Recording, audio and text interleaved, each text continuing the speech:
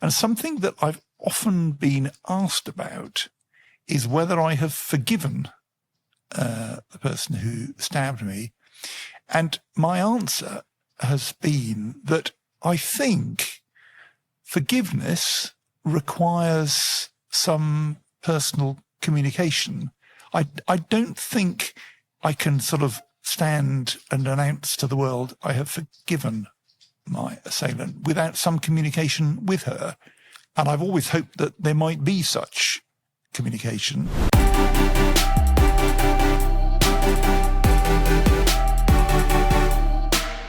I'm Leah, the founder of Broadstairs Consulting. We're a board advisory and mediation practice helping people thrive and flourish in crisis situations. Believing crisis isn't an if, it's a when. We want to help people disagree well and move forwards in challenging times. While we are unafraid of crisis, it's rare for one to be resolved in a single day. However long the day or night that gave rise to the crisis in the first place, there's always something we can learn. That's the genesis of The Longest Day. Our guests have overcome a litany of crises. Many have worked with us in some capacity in the past. All of them have stories worth hearing. We trust them to make this worth your while. We hope it helps you trust us. Today's guest is Sir Stephen Timms, who has been the Member of Parliament for East Ham since 1994. He is also the Labour Party's Faith Envoy. He was the Shadow Minister for Employment from 2010 until September 2015, and previously sat on the Exiting the European Union Select Committee. He currently chairs the Work and Pensions Select Committee and is also the Prime Minister's Trade Envoy to Switzerland and Liechtenstein. Stephen held a number of ministerial posts under the previous Labour government, including Chief Secretary and Financial Secretary to the Treasury. Before entering Parliament, Stephen worked in the telecommunications industry for 15 years, first for Logica and then for Ovum, where he managed its telecommunications report business until he became an MP. Stephen is also a member of the Ramblers Association and the former chair of Christians on the Left. Stephen, thank you so much for joining us on The Longest Day. Thank you. Perhaps you might like to tell our listeners about your longest day. Well, the event which I suppose comes to mind is the occasion in May 2010 when I was stabbed just after the 2010 general election, stabbed by one of my constituents in my constituency surgery. She'd made an appointment to come and talk to me and said she wanted to talk about an employment matter. But what she actually wanted to do was to stab me, and she did stab me 3 times until she was mercifully stopped by my then assistant. But that was a difficult day and a quite difficult aftermath to it as well. How long was it between the event taking place and you being able to, I suppose, accept the experience and determine how you wanted to move forwards? Well, it was a few days before I was out of hospital. I was rushed to hospital on the day. The health service, paramedics attended very, very quickly, thankfully, and the Royal London Hospital was able to patch me up. And I was out of hospital, I suppose, 4 or 5 days after that. I didn't get back to work until late June, so that took a month plus. But, once I was home and out of hospital, I was able to think about what had happened, take a view about it, and perhaps begin to think about what my response to the event and to my assailant ought to be. And something that I've often been asked about is whether I have forgiven the person who stabbed me. And my answer has been that I think forgiveness requires some personal communication. I don't think I can sort of stand and announce to the world I have forgiven my assailant without some communication with her. And I've always hoped that there might be such communication. I don't think I bear her any ill will. I'm now fine. There's no lasting ill effects. I don't have flashbacks about what happened. So I don't have to think about the event very much at all. But I think forgiveness involves more than just not having malice. I think there needs to be some communication, and so far there hasn't been. One of the things that came out in the media coverage at the time was how unthinkable that this could happen to an elected individual. Is there anything that, I suppose, helped you to be able to go through that experience, either from your career or from your personal life? I mean, I wasn't the first MP who'd been attacked. The case of Nigel Jones had happened a few years before that. Somebody died in that case, not Nigel himself, but somebody who'd been working with him. And so it wasn't a completely unknown experience at the time. And of course, since then, there have been a number of such incidents with much worse outcomes than mine. I was sitting at that surgery behind a quite big desk. And in a way, that was quite a good way of organising, I think. But the problem was it was the end desk in a row. And so my assailant was able just to walk round the side of the desk. She had her hand out. I thought she was coming to shake my hand. That was what I thought, but that wasn't what she had in mind, it turned out. She did say subsequently that she had two knives with her, a large one and a small one, and she decided at the last minute that she couldn't hide the large knife up her sleeve. So that was why she used the small one, which is probably the reason that I'm still here. After that event, my assailant stabbed me 3 times. I was with an assistant called Andrew Baisley, who thankfully knew what to do to remove a knife from somebody involving grabbing hold of their thumb in a particular way. So he did that and the stabbing stopped. But thinking subsequently about that, we have reorganised the way my surgery is laid out in a very sort of simple way, so that I now sit in the middle table of 3 instead of the end table. We have one assistant sitting on either side of me. So if somebody came in with the same idea again, it would be a bit harder. Now, if we'd thought about all of that in advance, maybe we would have thought that I shouldn't have been sitting on the end desk. But I think it's quite difficult to be prompted to think through such things until it's actually happened. There was one previous occasion, I remember, when somebody did attack me, not with a knife, but in a rather unpleasant way. I wasn't hurt at all. On that occasion, I was just sitting on my own in a room with constituents coming in to see me. So we had tightened things up a bit since then, but with the benefit of hindsight, I can think of things that we could have done, which we have done since, that would have avoided actually being stabbed, or at least made it a good deal harder to be stabbed. I mean, there's other things. The police were very, very helpful at the time. And when my surgeries restarted a month or so later, they offered me a knife arch so that anybody coming into the surgery would have to go through the knife arch on their way.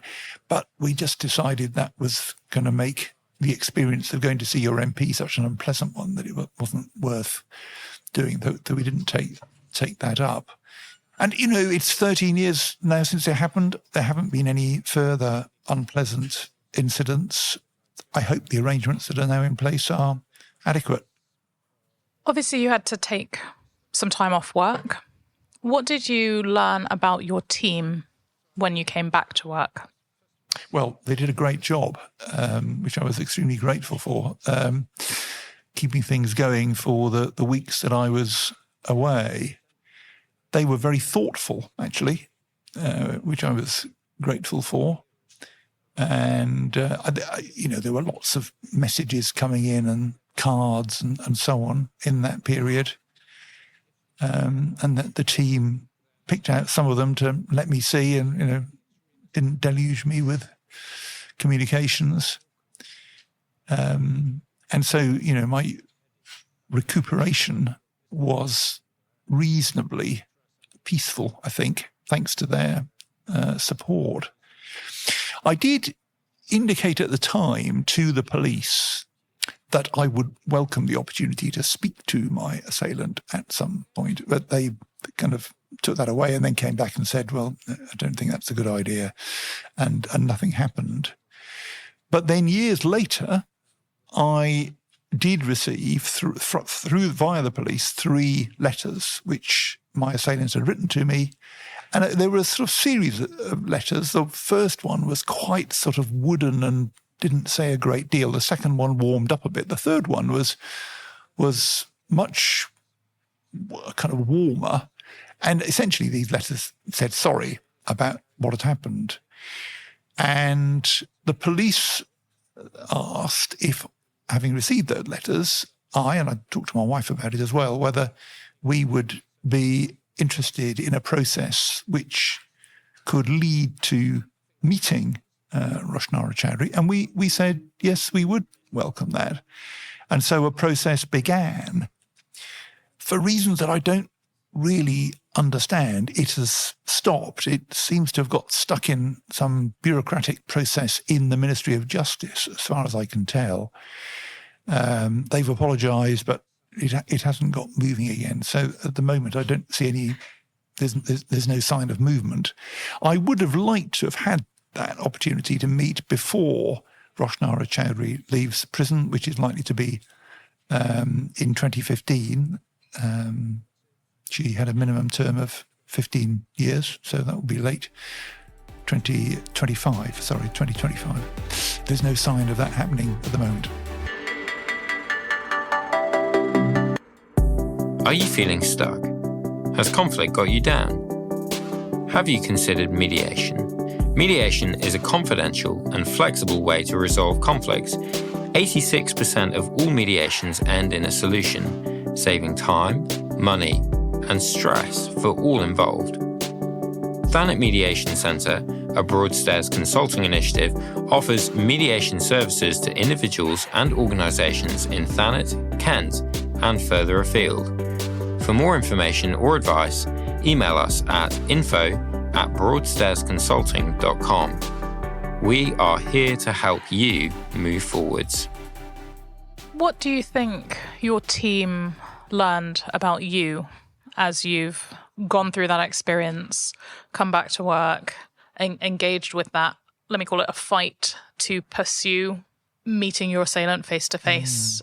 There's huge courage in that, but what kind of, I suppose, witness? Well, you need to ask them, which can be arranged. I don't actually think there was a great deal of courage involved in my part. I mean, sometimes people have said that it was very brave coming back to work or going. I think perhaps going back to the surgery for the first time took a bit of courage, because I was worried there might be somebody else there who was going to do the same thing.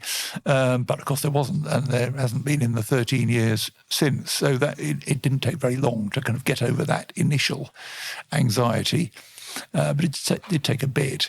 But, I think from my point of view, I enjoy my job. The last thing I would have wanted was to have stopped doing it because of what had happened. That would, for me, have been a terrible defeat in every sense, for the effect of the attack on me to have been that I stopped doing the job that I love doing. So I don't think that did take very much courage to carry on doing what I've always enjoyed doing. I suppose, if you do enjoy what you're doing, if you believe it is the right thing to do, then, the motivation to do it is pretty strong. And I'm not sure it is really courage to overcome the it just did not cross my mind not to carry on. What would I have done? Resigned? I'd have been unemployed. No, that was not an option that I crossed my mind at all. What did you learn about yourself? Well, My wife told me she thought that, I think she said she felt I was less patient after what had happened than before. I mean, I'm not conscious of that, but she may be right. I wasn't conscious, I don't think, of much change happening. But maybe if there were changes, they were changes that other people would notice more than me. I think I carried on sort of plodding away in much the same way that I did before. It certainly made me significantly more famous than I'd been before, which is a mixed blessing, no doubt. But maybe, in terms of what I learned about myself, maybe it was how much I enjoyed doing my job and wanted to carry on doing it. What do you say to people who work for and with you who haven't yet found that thing that brings you as much joy as being an MP? I think for a lot of people, there is enormous reward in work. Now, there is work which doesn't bring very much reward other than financial, but there are a lot of kinds of work which do. And I suppose that's one reason that I've always felt so strongly about the importance of people being able to be in work. Yes, there are financial benefits from it, but there are massive other benefits as well. I've just this morning been with a group called Resurgo, the Resurgo Trust, which I've followed. They've been around for 20 years. I've followed them for the last 15, a church-based initiative around supporting unemployed youngsters into work.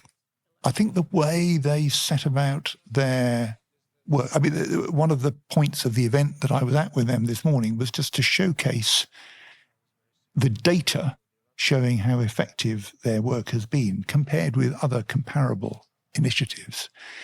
And I think, well, what it shows in part is just how effective the churches that have run those initiatives, 15 of them, I think, from next year now, started initially in Hammersmith, but spread since, how effective those churches have been in really nurturing young people very often thinking there wasn't any future for them at all, and persuading them that there is a future and enabling them indeed to get into satisfying and rewarding work.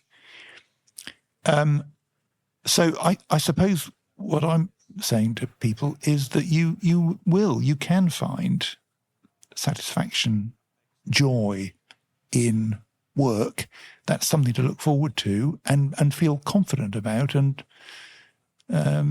look for the help that can allow you to move in that direction. And if you were to do your career again, what is the one character trait you wish you had more of? I wish I knew more about economics. That probably isn't a character trait, but something I missed out on and often wish that I'd addressed. I suppose, if I was starting again, I've never really had a plan.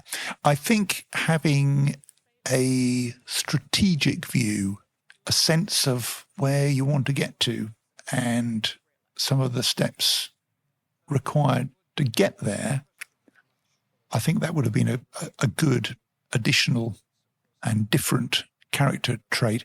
Whether in the end it would have made much difference, I'm not sure, because from my point of view, things have worked out well in the absence of a plan. But I've often felt that there ought to be a plan. There never was. It would have been perhaps good to have had one. And if you had to live your longest day again, what food would you choose to fuel it? What food would I throw?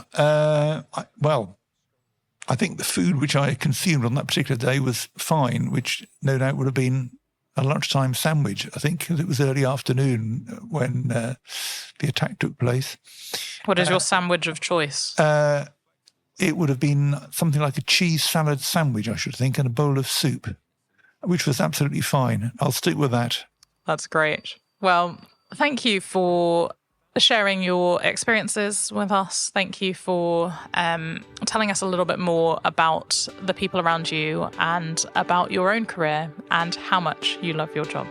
Thank you for asking me.